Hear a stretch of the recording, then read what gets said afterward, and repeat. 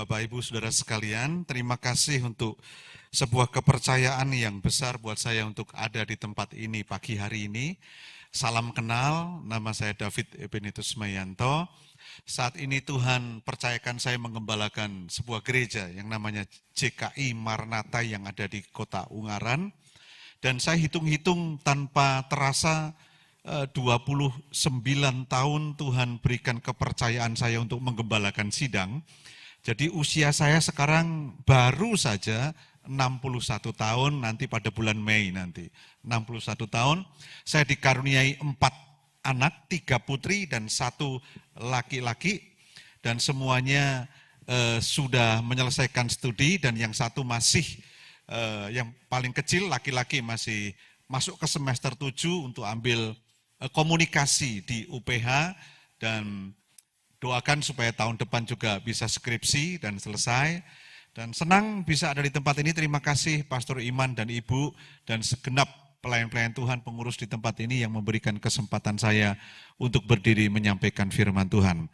Sebelum saya sampaikan firman Tuhan, saya mau buat deal dulu Bapak Ibu. Ini khotbahnya mau 5 jam apa 10 jam, saudara? 10 jam, wah luar biasa.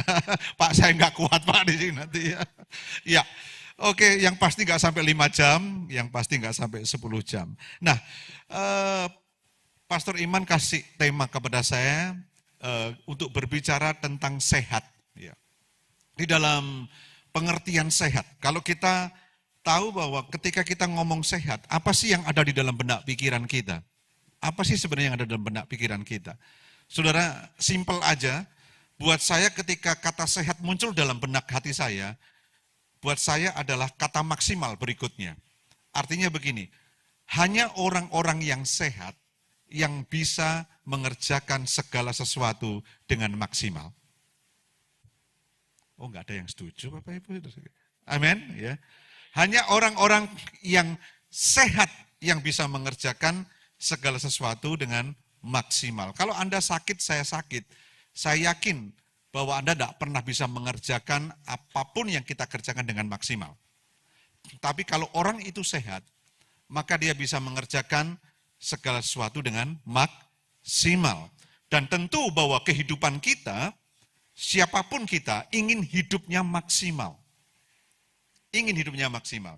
Dan salah satu hal yang bisa membawa hidup kita maksimal adalah ketika kita sehat.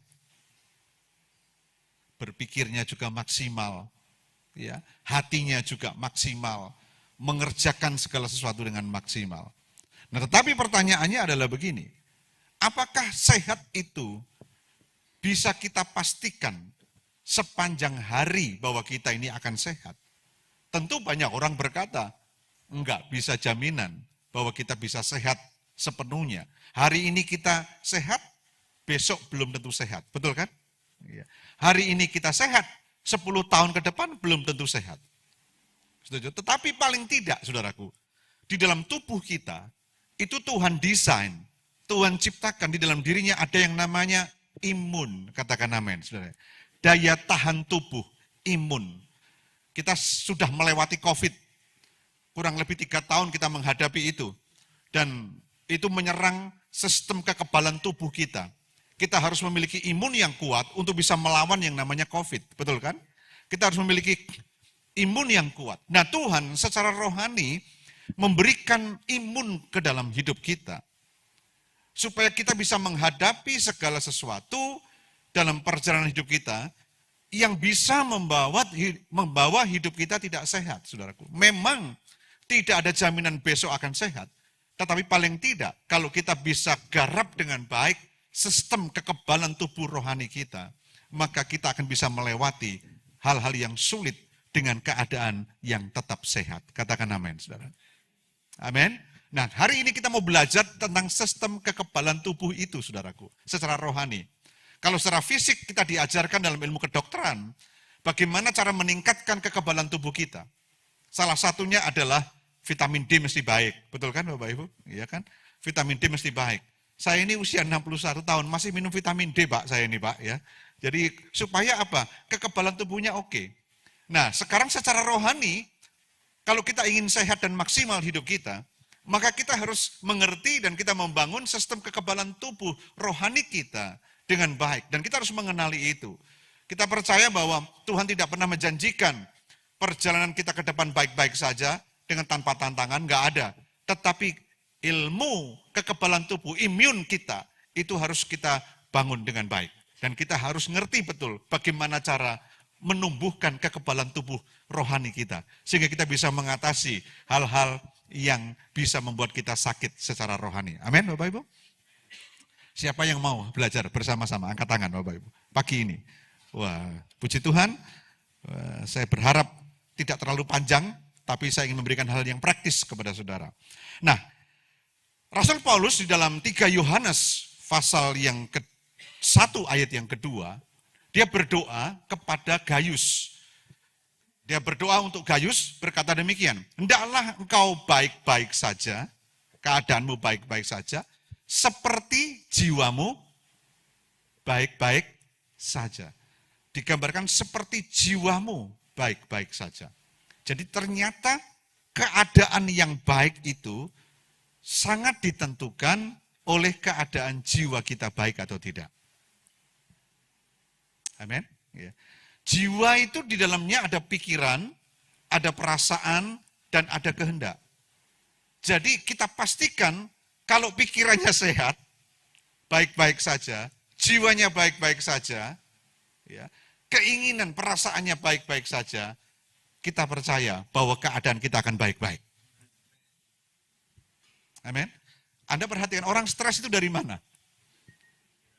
Pikiran kan? Ya. Orang ngalami stres dari pikiran. Jiwanya kena, perasaannya juga kena, keinginannya juga kena. Pikiran, perasaan, dan kehendak, ini 3 hal yang ada di jiwa kita. Dan kalau jiwa kita sehat, baik-baik saja kata Rasul Paulus, maka keadaan kita akan baik-baik saja. Hendaklah engkau dalam keadaan baik-baik saja, seperti jiwamu baik-baik saja. Nah, sedikit saya mengajak membedah Alkitab sedikit di awal aja. Doa ini dan pesan ini diberikan kepada Gayus. Ya. Gayus itu seorang yang cinta Tuhan. Seorang yang murah hati. Saudara, cinta Tuhan, murah hati itu berhubungan dengan pikiran, perasaan, dan kehendak. Katakan amin, saudara. Anda tidak bisa cinta Tuhan kalau pikiran, perasaan, dan keinginannya nggak sehat. Setuju? Betul nggak? Nah, itu sebabnya dikatakan bahwa Gayus ini orang yang cinta Tuhan dan murah hati. Dan waktu itu ada pengajaran-pengajaran yang bisa membelokkan menjadi hal-hal yang nggak benar. Nah, itu sebabnya dia berdoa dan dia berpesan kepada Gayus, Gayus, engkau sedang menghadapi banyak pengajar-pengajar yang nggak benar. Bisa membuat kerohanianmu jadi nggak sehat. Bisa membuat pikiranmu, perasaanmu, keinginanmu jadi nggak sehat. Oleh sebab itu aku berdoa supaya keadaanmu baik-baik saja, seperti jiwamu baik-baik saja. Jadi pastikan kalau jiwanya baik, pikiran, perasaan, dan keinginan baik, maka semuanya akan baik. Katakan amin. Nah, kita mulai belajar tentang imunnya. Bagaimana Pak kita bisa tetap menjaga jiwa kita, hati kita tetap sehat, sementara menghadapi begitu banyak tantangan yang ada dalam hidup kita. Kita mesti punya kekebalan tubuh. Katakan amin. Kita mesti punya imun. Nah, judul khotbah saya True Story. Artinya cerita nyata. Ini bicara tentang siapa kita, bagaimana kita memahami dan kita membangun kekebalan tubuh di dalam hidup kita. Amin, Bapak Ibu.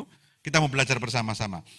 Hidup kita saat ini bukanlah kebetulan. Katakan amin. Siapa di sini ada yang merasa bahwa aku lahir ini kebetulan? Ya, enggak ada kan? Semua dalam rencana Tuhan dan kehendak Tuhan. Hidup kita adalah anugerah Tuhan. Artinya, pemberian Tuhan yang mana Tuhan sudah rancangkan begitu sempurna di dalam hidup kita. Jadi apa yang ada dalam hidup kita, ini bukan kebetulan. Tuhan sudah rancangkan sedemikian rupa dengan sempurna untuk kita. Tangkap dulu di sini. Nah, dalam hidup kita terdapat identitas yang dari Tuhan. Katakan identitas. 1, 2, 3. Identitas. Di dalam diri saya, diri saudara sekalian, ada yang namanya identitas yang dari Tuhan. Dan inilah kebenaran yang tidak boleh digantikan dengan apapun. Ada identitasnya Tuhan di dalam hidup kita. Ada DNA-nya Tuhan. Kita diciptakan segambar dengan Dia. Oke, tangkap sesuatu di sini. Sama seperti di dalam kehidupan orang-orang yang sehat secara medis, saudaraku. Anda harus mengenal yang namanya imun itu. Katakan namanya, saudara. Ya. Nah, kita juga sama. Bahwa kita lahir bukan kebetulan. Kita ada bukan kebetulan. Ada identitasnya Tuhan di dalam diri kita. Dan kita tidak boleh gantikan dengan hal apapun. Oke, contoh. Kita nggak bisa memilihkan dari mana kita dilahirkan. Betul enggak? Papa kita siapa? Orang tua kita siapa? Kaya atau miskin? Kita nggak bisa pilih. Setuju? Nggak bisa pilih. Tetapi saya mau sampaikan, apapun yang terjadi dari proses kelahiran saudara, dari keluarga siapa, kalau saudara dilahirkan dan hidup hari ini, selalu ada rencana Tuhan di dalamnya. Amin. Dan kita nggak bisa milih memang, betul. Masa lalu kita nggak bisa pilih siapa keluarga kita. Bagaimana keadaan ekonomi orang tua kita. Kita nggak bisa milih. Tetapi ada identitas Tuhan di dalam diri kita. Di mana kita bisa memilih hari ini dan hari depan yang lebih baik. Katakan amin, saudara. Seperti apa yang Tuhan inginkan. Oke, pelan-pelan. Identitas yang dari Tuhan tidak pernah membebani hidup kita. Oke? Tapi identitas yang dari dunia sangat bisa membebani hidup kita. Kita dituntut, saudara. Dituntut untuk bekerja sekeras-kerasnya. Mencari uang sebanyak-banyaknya. Menjadi tampan, menjadi cantik, punya gaya hidup tertentu. Tuntutan dunia ini. Kalau mau dihargai, kalau mau identitas kita dihargai, kita harus begini, harus begitu, harus begitu. Betul kan, saudara? Itu dunia. Itu membebani. Itu identitas yang membebani Bapak Ibu. Dan saudara, segala sesuatu yang membebani hidup kita, membuat kita sakit. Betul? Coba renungkan apa yang saya katakan. Segala sesuatu yang membebani hidup kita, akan membuat hidup kita sakit. Tetapi Tuhan memberikan identitas kepada kita, dan identitas yang dari Tuhan tidak pernah membebani hidup kita. Tangkap sesuatu Bapak Ibu di sini. Dunia membebani. Harus tampil cantik, tampil tampan, harus parlente, harus begini supaya dihargai orang. Halo? Betul enggak? Saudara, kalau ikut identitas dunia, Anda akan sakit. Halo? Ya. Tapi kalau Anda ikut identitas yang dari Tuhan, Anda akan sehat. Karena identitas yang dari Tuhan tidak pernah membebani hidup kita. Dia terima kita, karena di dalam diri kita ada gambarnya. Katakan namanya, saudaraku. Oke, tangkap sesuatu di sini. Tidak ada tuntutan-tuntutan seperti dunia. Nah, ketika kita memahami siapa kita menurut Tuhan, hidup kita akan berubah. Hidup kita akan berubah. Tidak ada lagi kebingungan. Tidak ada lagi perasaan tidak layak. Karena kita tahu bahwa kita adalah ciptaan Tuhan yang berharga. Saudara, kenapa saya bicara ini? Ini imun kita sebenarnya. Inilah sistem kekebalan tubuh kita. Ketika kita menghadapi tuntutan-tuntutan yang ada dalam dunia ini, tapi Anda mengerti tentang who is, siapa dirimu di hadapan Tuhan, identitas yang Tuhan berikan dalam hidupmu begitu jelas, maka hidupmu tidak terbebani. Katakan amin. Amin. Ya. Bapak Ibu menangkap sesuatu di sini? Ya. Saya berharap ini Anda pahami betul. Inilah sistem kekebalan tubuh di dalam hidup kita. Inilah sistem imun kita yang Tuhan berikan di dalam hidup kita. Nah, jadi kita tidak mengalami kebingungan. Kenapa ya aku dituntut begini, dituntut begitu? Enggak. Anda tahu bahwa Anda mengerti betul identitasmu. dan bukan membebani hidup saudara. Nah, dan hal tersebut akan membawa kita lebih mampu untuk hidup sesuai dengan kehendaknya dan hidup kita akan semakin maksimal. Jadi ketika sistem imun ini ada pada kita jaga betul tidak terkontaminasi dengan luar, pandangan-pandangan dan beban-beban yang diberikan oleh luar, identitas-identitas itu dari luar, maka hidupmu akan maksimal. Amin. Hidupmu akan maksimal. Saya harap Bapak Ibu di sini bisa pahami di awal ini. Nah, ada hal-hal yang biasa itu menjadi dasar yang dipakai dunia untuk menunjukkan identitas kita. Yang pertama itu adalah pencapaian atau prestasi. Katakan pencapaian atau prestasi. Ya, artinya begini, seringkali kalau kita mencapai sesuatu, kita punya prestasi sesuatu, maka kita akan berkata, orang biar tahu siapa saya, betul kan? Betul kan ya? Nah, biasanya kalau identitas kita tergantung pada prestasi, sebenarnya kita berdiri di atas dasar yang paling rapuh. Katakan rapuh, saudara. Rapuh. Dunia ini akan menghargai saudara karena prestasi saudara. Betul kan? Tapi Tuhan menghargai saudara karena saudara sendiri, ketika dia melihat saudara, ada dirinya di dalam diri saudara. Oke, tangkap sesuatu. Jadi apa perlu kita buktikan? Enggak perlu. Justru karena kita tahu sistem imun ini, kita tahu cara melawannya. Katakan namanya saudaraku. Kita enggak dituntut. Lalu kemudian kalau prestasi kita tinggi, kita merasa bangga. Betul enggak kira-kira? Ya? Wah, saudara jujur saya berkata, mestinya, kalau sistem imunnya ini benar, mestinya begini, semua keberhasilan, siapapun termasuk saya, kalau seandainya orang berkata, Pastor David ini orang yang berhasil menggembalakan, seandainya berkata begitu, saya nggak perlu berbangga-bangga berkelebihan. Nangkap, saudara maksudnya. Karena identitas saya tidak ditentukan oleh hal itu. Justru karena saya mengenal bahwa identitas saya ada di dalam dia, maka saya melakukannya dengan maksimal. Katakan sesuatu di sini. Bisa ditangkap ya Bapak Ibu? Ya. Itu yang penting buat Anda mengerti. Jadi seringkali kalau prestasi kita tinggi, kita jadi bangga. Namun kalau prestasi kita rendah, kita merasa rendah diri. Betul nggak? Saudara, masalahnya adalah adakah jaminan kita terus memperoleh prestasi yang tinggi? Tentu tidak. Sebab tinggi atau rendahnya sangat-sangat subjektif. Katakan namanya, saudara. Oke, tangkap satu di sini. Saya kasih contoh sebuah kisah yang menarik secara rohani. Billy Graham.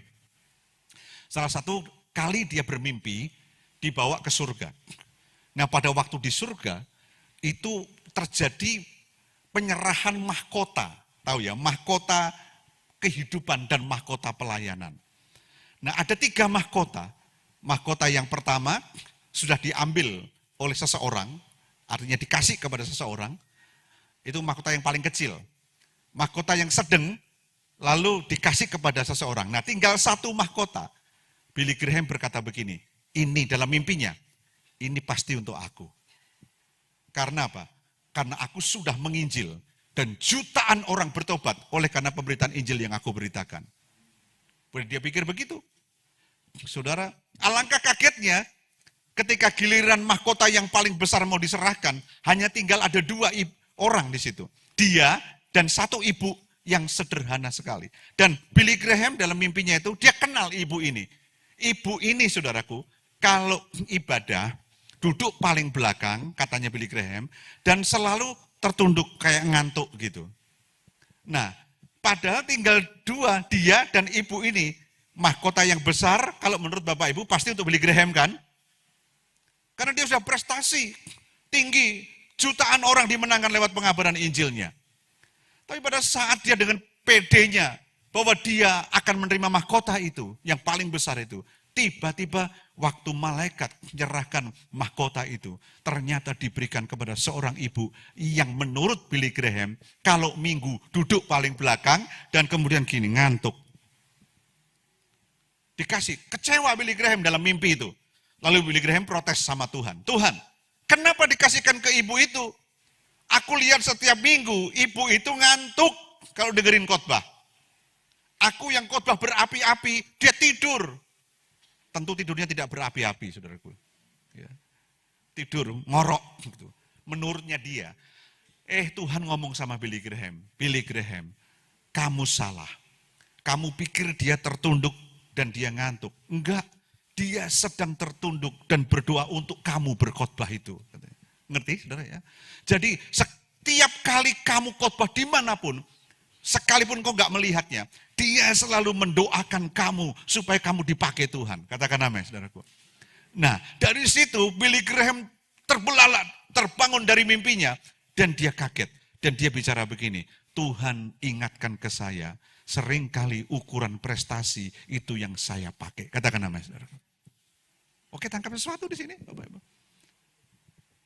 Saya mau ngomong, prestasi itu subjektif. Katakan amin, saudaraku. Halo? Ya. Lu kok diem semua Bapak Ibu? Amin. Ya. Tuhan Yesus pernah kan ngomong, ada orang yang ngusir setan demi namaku, dan kemudian menyembuhkan banyak orang sakit. Betul kan? Tuhan ngomong apa? Enyalah engkau, aku tidak mengenalmu. Katakan amin, saudaraku. Jadi, prestasi seringkali menjadi ukuran, hasil akhir seringkali menjadi satu-satunya ukuran. Buat saya adalah prosesnya itu jauh lebih penting. Katakan amin, saudaraku. Prosesnya jauh lebih penting. Sebab kalau hanya hasil akhir, orang bisa meraih hasil akhir dengan cara apapun. Tapi kalau prosesnya benar, pasti dia orang yang sehat. Oke, tangkap sesuatu? Nah, jadi saudaraku, mengandalkan pencapaian sama saja dengan mengandalkan kekuatan sendiri. Yang setuju katakan amin, saudara. Amin. Apa yang kita capai tidak sungguh-sungguh mendeskripsikan siapa diri kita. Amin. Ya, itu penting. Tapi nilai hidup kita itu yang mendeskripsikan siapa diri kita. Oke, tangkap sesuatu di sini. Lalu yang kedua, seringkali kita mau mengenal diri kita dari apa kata orang. Ya. Apa sih katanya si A tentang saya? Itu tadi aku gimana menurutmu? Dia menurutmu aku nih baik gak? Saudaraku, apa kata orang? Itu seringkali menjadi acuan kita. Dan saya mau berkata, kalau Anda berdasarkan prestasi yang Anda andalkan untuk mengenal diri siapa, diri Anda yang sesungguhnya dari prestasi, dan yang kedua dari apa kata orang, saudara Anda sedang mengalami masalah di sistem imun tubuh saudara. Katakan amin. Oke. Jadi apa kata orang? Hal ini sangat tergantung dengan siapa kita bergaul. Pokoknya kalau Anda, namanya Pak Iman dekat sama saya. Pastilah saya akan ngomong sama semua orang bahwa Pak Iman baik. Atau sebaliknya Pak Iman mengatakan bahwa saya baik.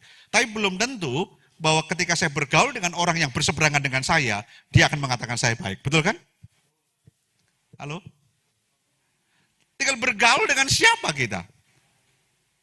Nah, pertanyaannya, kalau itu yang kita jadikan ukuran, sistem kekebalan tubuh saudara sedang masalah, saudaraku. Oke. Dan Anda pasti akan sakit. Apa? Pasti Anda akan sakit. Dan yang ketiga, ukuran yang dipakai oleh kebanyakan orang adalah perasaan dan pikiran kita. Pikiran dan perasaan kita tidak bisa menggambarkan identitas kita dengan tepat. Karena perasaan dan pikiran kita ini bisa berubah-ubah. Betul kan? Ya. Tidak bisa menggambarkan siapa diri kita. Nah, sekarang kita mau kembali ke firman Tuhan. Saya mau katakan begini. Ketika kita merasa begitu luar biasa, pada suatu hari perasaan kita, wah aku ini lagi luar biasa. Satu kali besok kita bisa merasa payah. Bisa, aduh kok begini ya, itu namanya mood. Tahu nggak saudara ya? Siapa di sini yang hidupnya berdasarkan mood? Aku lagi nggak mood. Gitu. Saudara bisa bayangkan, Kalau kita hidupnya dari mood dan tidak mood, berarti sistem kekebalan tubuh kita sedang sakit. Sedang nggak bagus. Bisa tangkap sesuatu di sini? Ya. Nah, dasar yang paling kuat, yang terpercaya untuk melandasi identitas kita adalah firman Tuhan dan janji-janji Tuhan. Katakan amin, saudaraku. Apa yang firman Tuhan katakan tentang kita dan janji-janjinya kepada kita, itu dasar yang paling kuat. Itu dasar yang paling kuat. Saya ajarkan ini kepada banyak orang. Dan saudara saya memimpin, dan ada banyak orang yang saya pimpin. Itu sebenarnya seringkali saya nggak tahu bahwa kemampuan mereka seperti apa, latar belakang mereka seperti apa, kehidupan rohani mereka seperti apa.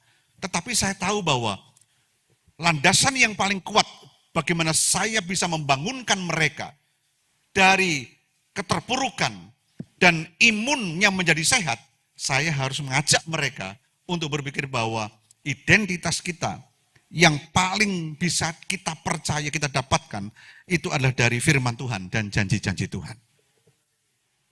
Katakan amin. Nah, sekarang kita lihat Mazmur. Apa yang Tuhan katakan tentang kita. Mazmur 139 ayat yang ke-14. Aku bersyukur kepadamu oleh karena kejadianku dahsyat dan ajaib. Ajaib apa yang kau buat dan mari katakan bersama-sama. 1, 2, 3. Jiwaku benar-benar menyadarinya. Itu kekebalan tubuh, saudaraku. Imun rohani yang luar biasa. Jadi Daud ini bersyukur kepada Tuhan bukan karena hal yang lain. Dia bersyukur karena kejadianku dahsyat. Dan kemudian ajaib. Ajaib apa yang kau buat. Dan jiwaku, pikiranku, perasaanku, dan keinginanku benar-benar menyadarinya. Katakan amin, saudaraku. Itu sistem kekebalan tubuh yang begitu kuat di dalam diri Daud. Kita tahu siapa Daud. Daud bukanlah orang yang dilahirkan dalam kondisi yang baik-baik. Daud mengalami diskriminasi di dalam keluarganya. Dia dianggap tidak layak untuk menjadi seorang raja. Betul kan? Dia disuruh mengembalakan domba. Sementara kakak-kakaknya menjadi panglima perang. Zaman itu, saudaraku, untuk menjadi panglima perang, itu adalah sebuah kebanggaan yang luar biasa.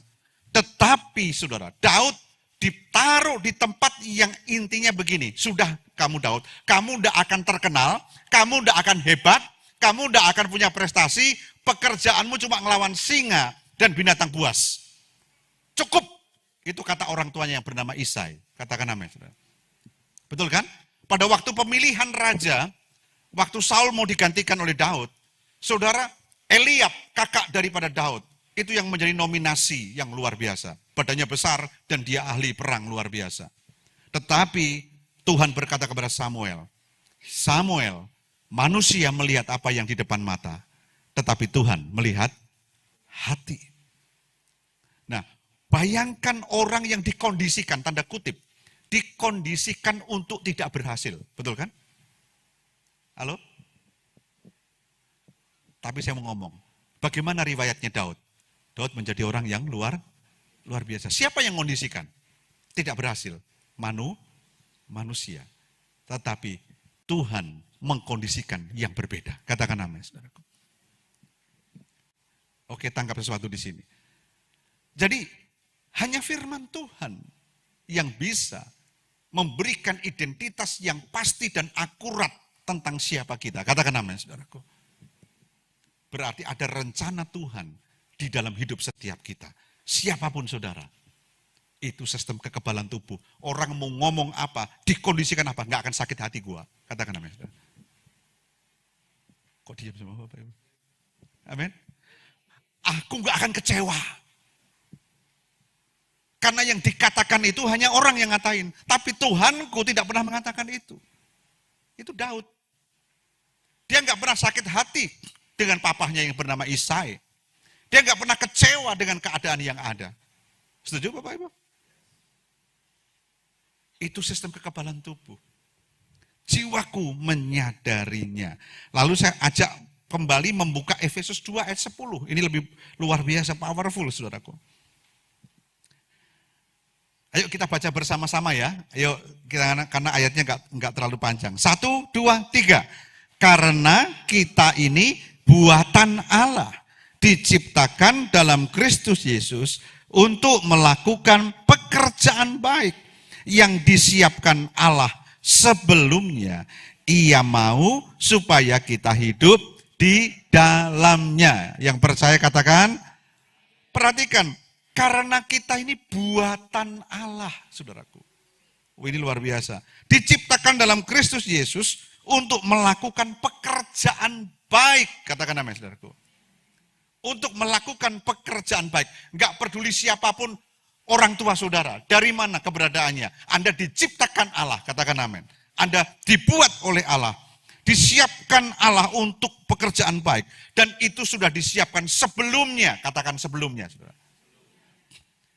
Coba pahami ini. Inilah sistem kekebalan tubuh yang harus ada pada kita. Katakan amin, saudaraku. Jadi keadaan hari ini itu tidak mendeskripsikan keputusan akhir siapa diri saudara. Amin. Ya, dikatakan disiapkan Allah sebelumnya. Ia mau supaya kita hidup di dalamnya. Tuhan ingin supaya kita hidup di dalamnya tadi. Apa yang sudah direncanakan Tuhan dalam hidup kita. Jadi saudaraku, hal-hal ini yang saya sebut imun rohani kita. Katakan namanya saudaraku. Sehat. Menghadapi tekanan, dikecewakan orang, disakiti orang, tetap aja sehat. Katakan namanya saudara. Tangkap sesuatu? Kalau Bapak, Ibu bertanya, Pak David, berapa banyak disakiti orang dan dikecewakan orang? Enggak terhitung, saudaraku. Dari kecil, saya sudah enggak diperhitungkan. Dari kecil saya sudah enggak diperhitungkan. Kemudian ketika dewasa jadi pemimpin, juga banyak menghadapi tantangan-tantangan yang berat, yang mengecewakan hati juga. Tapi apakah rencana Tuhan, kesehatan rohani saya, terganggu oleh karena itu? Kalau saya ngerti bagaimana cara membangun sistem kekebalan tubuh dalam hidup saya, dari apa yang saya tahu dari Tuhan itu, maka semestinya saya bisa lewati itu dengan baik. Amin. Ya. Saya berharap apa yang saya sampaikan ini akan memberkati. Dan dalam kesempatan ini, saya mengajak setiap kita untuk merenungkan hal ini. Next, tolong ditayangkan. Ini penting, pelan-pelan saya sampaikan. Kita tidak dapat hidup tanpa makna dan atau alasan dan tujuan di balik eksistensi kita. Jadi saudara, Anda harus mengerti artinya kenapa Anda hidup. Katakan amin, saudara. Oke? Anda harus tahu alasan kenapa Tuhan izinkan saya dan saudara hidup hari ini. Tujuannya apa? Dan kalau Anda tahu makna, alasan, tujuan di balik eksistensi kita, ya, maka kita bisa hidup dengan maksimal. Katakan amin, saudara. Jika kita tidak hidup sesuai dengan tujuan dari diciptakan, kita tidak dapat hidup tanpa makna, alasan, dan tujuan di balik eksistensi kita, jika kita tidak hidup sesuai dengan tujuan untuk diciptakan. Jadi saudaraku, kalau saudara tidak ngerti tujuan dan makna hidup itu, maka Anda akan diobrak-abrik oleh virus-virus yang ada di dalam dunia ini yang merusak semuanya. Katakan amin. Oleh sebab itu, kalau Anda tidak mengalami pengertian hal itu, maka kehampaan dan kegagalan, bahkan kehancuran menjadi konsekuensi logisnya di dalam hidup kita. Hidupmu akan kosong. Hidupmu akan merasa gagal. Hancur, itu yang terjadi. Nah saudaraku, saya mau sampaikan begini. Ada Tuhan di balik kehidupan kita. Ada Tuhan di balik kehidupan kita. Seburuk apapun ada Tuhan. Dia tidak abstrak.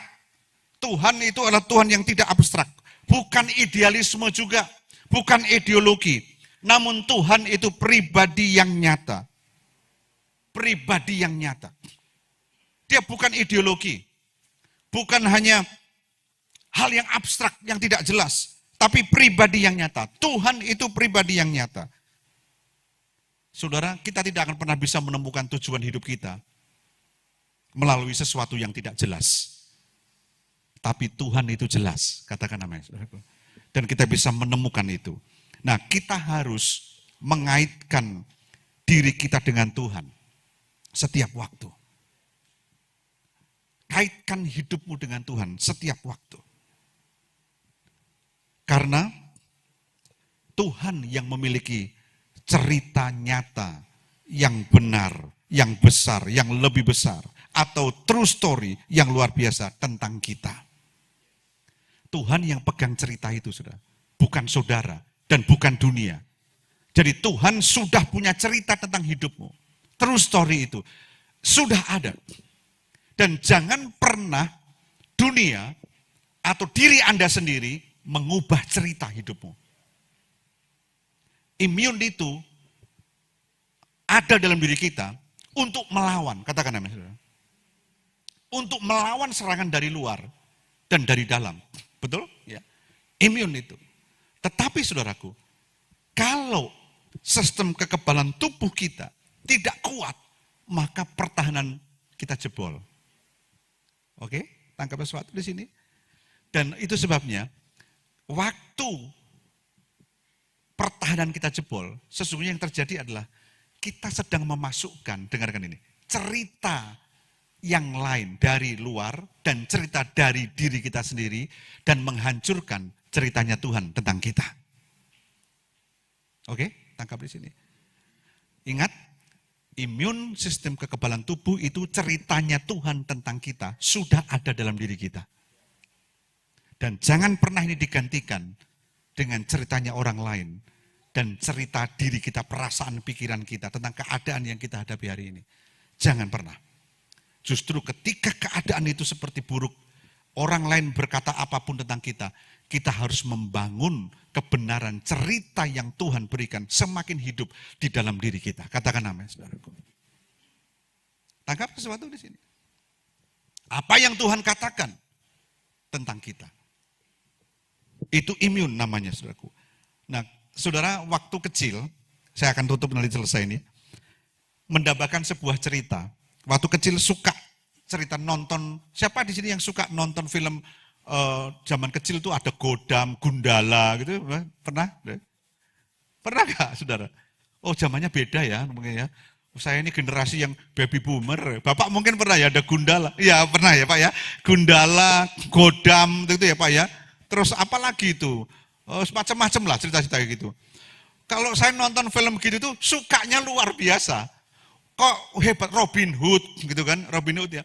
Sistem kepahlawanannya wah bangga rasanya gitu. Hebat, itu memperjuangkan orang-orang yang tertindas, orang-orang yang jahat ditumpas oleh kepahlawanan Gundala, macam-macam Robin Hood. Cuma sayang waktu saya gede mulai menyesal Pak ketika lihat Robin Hood gitu.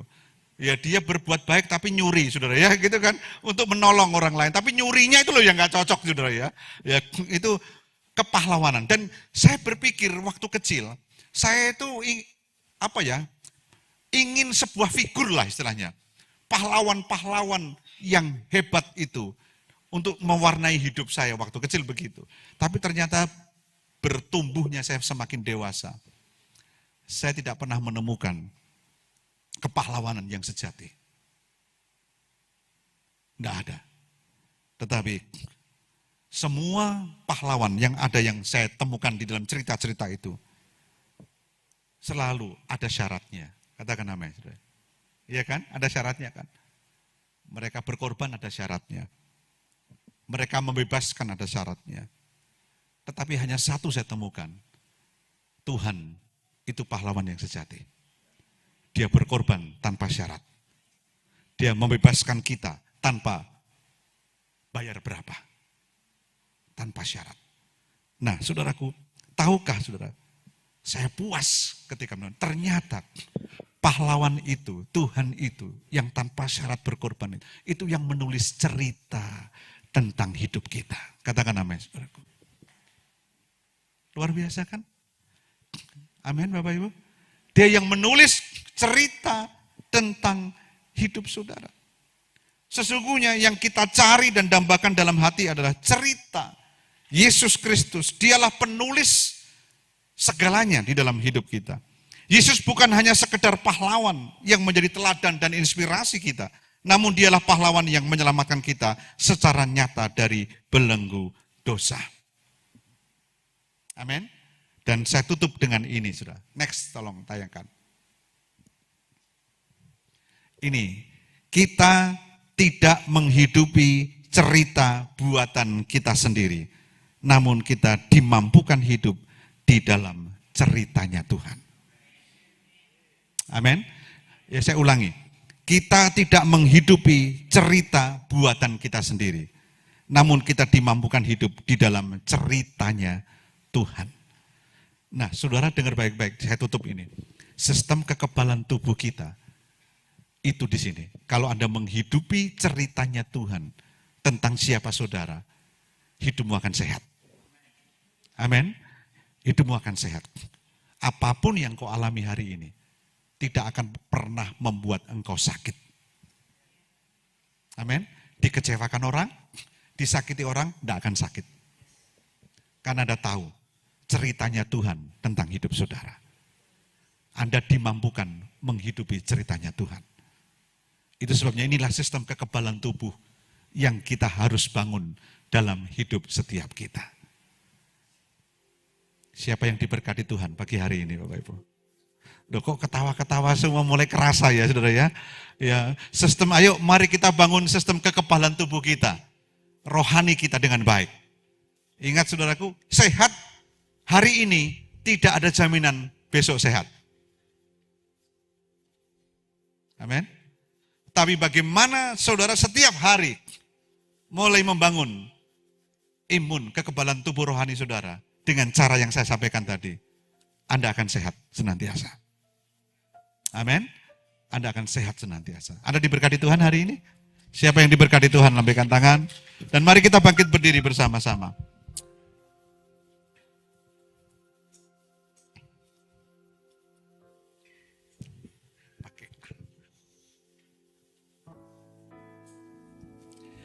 Seberapa banyak yang diberkati Tuhan pagi hari ini? Boleh lambaikan tangan Bapak Ibu Saudara sekalian. Saya berdoa untuk gereja ini adalah gereja yang sehat. Sehat bukan berarti hari ini sehat dan besok lagi sakit, lalu sehat lagi dan sakit lagi. Tidak. Tapi saya berdoa, Anda tahu dan saya tahu apa yang harus saya lakukan untuk supaya sehat. Membangun sistem kekebalan tubuh di dalam hidup kita. Katakan amin, saudaraku. Kita tidak sempurna. Sama seperti gereja tidak sempurna. Amin. Kita yang tidak sempurna ini diberikan Tuhan kekebalan tubuh, imun. Yang dibangun tuh imunnya. Diperhatikan setiap hari. Maka kita bisa menghadapi semua yang datang, yang merusak hidup kita.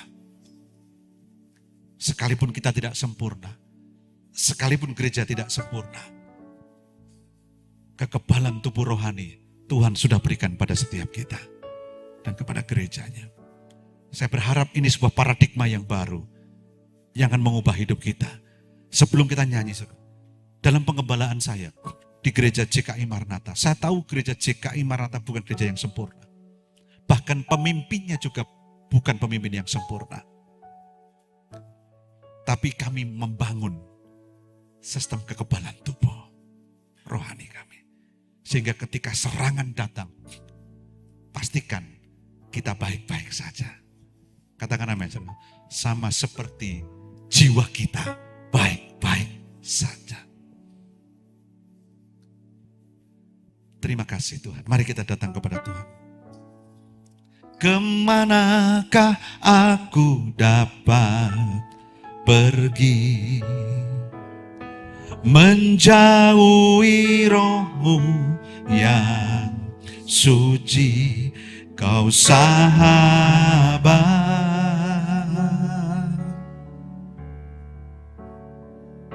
dan Kau dekat.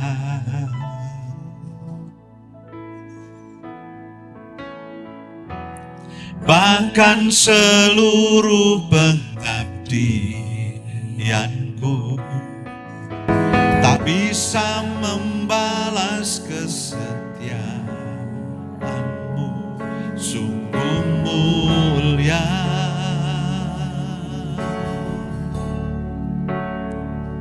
dan berharga. Katakan sungguh besar, sungguh besar pengorbananmu bagiku, terlalu dalam untuk dimengerti, sungguh besar.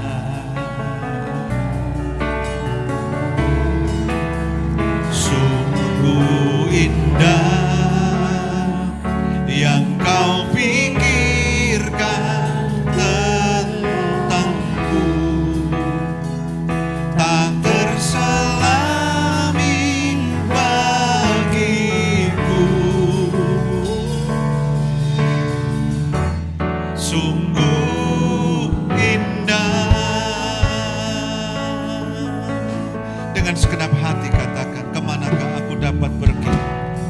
Kemanakah aku dapat pergi, menjauhi rohmu yang suci, kau sahabat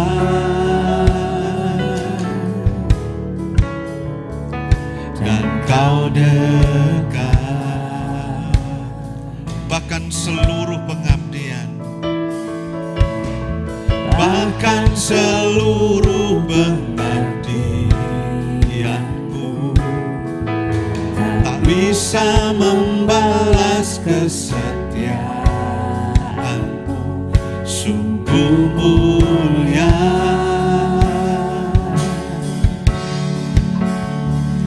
dan berharga. Mari kita sambil angkat tangan kita katakan, sungguh besar, sungguh besar pengorbananmu bagiku, terlalu dalam untuk dimengerti, sungguh besar, sungguh indah yang kau pikirkan tentangku, tak terselami bagiku, sungguh indah. Sekali lagi katakan, sungguh besar, sungguh besar pengorbananmu bagiku, terlalu dalam untuk dimengerti, sungguh besar, sungguh indah yang kau pikirkan tentangku, tak terselami bagiku, sungguh indah.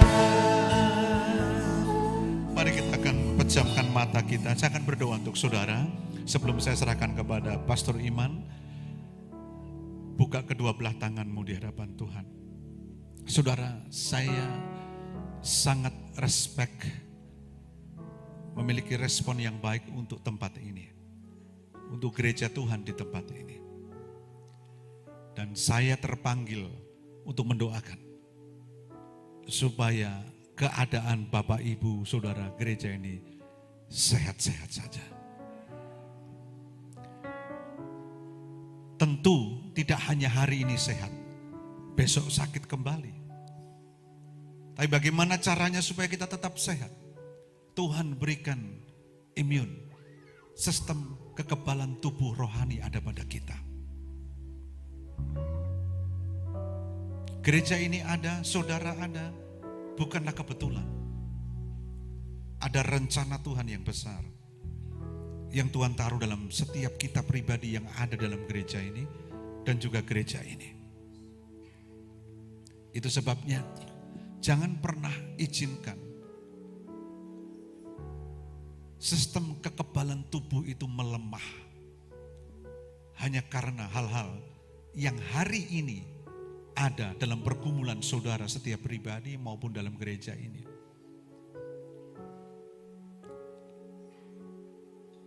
Identitas saudara dan gereja ini ada di dalam Tuhan.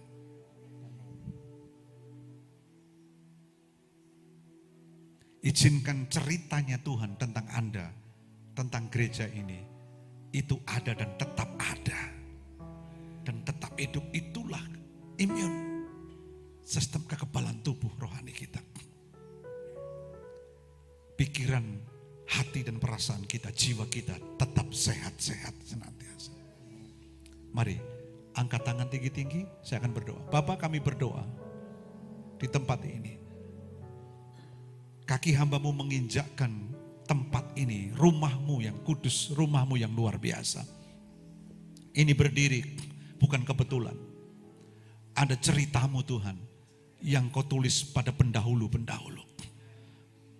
Dan rencana Tuhan ke depan untuk gereja ini. Semua tertulis dengan lengkap dan tidak ada yang tidak lengkap. Tuhan ajari kami.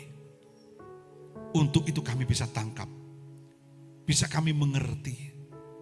Menjadi ceritamu untuk gereja ini. Buat kami yang ada di tempat ini. Yang ada di gereja ini. Siapapun kami. Demikian juga dalam hidup secara pribadi kami. Dalam keluarga. Maupun pribadi. Tuhan, mungkin sistem kekebalan tubuh rohani yang ada dalam diri kami sudah mulai melemah. Tuhan, pagi ini ingatkan kembali. Kami secara pribadi dan keluarga-keluarga kami ada, bukan kebetulan.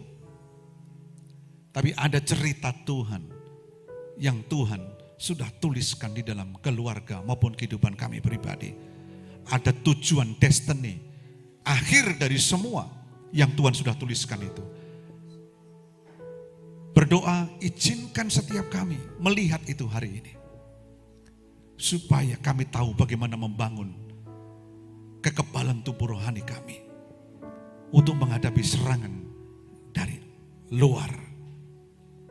Dan kami pastikan keadaan kami, keluarga kami, gereja kami baik-baik saja.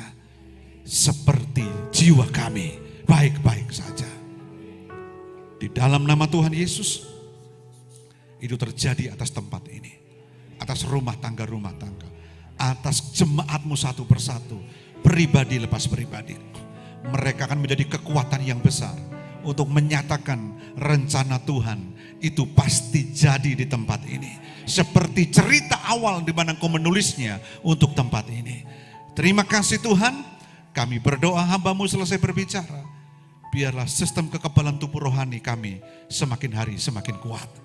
Terima kasih Bapa. Kami kembalikan segala pujian, hormat dan kemuliaan hanya bagi nama-Mu saja.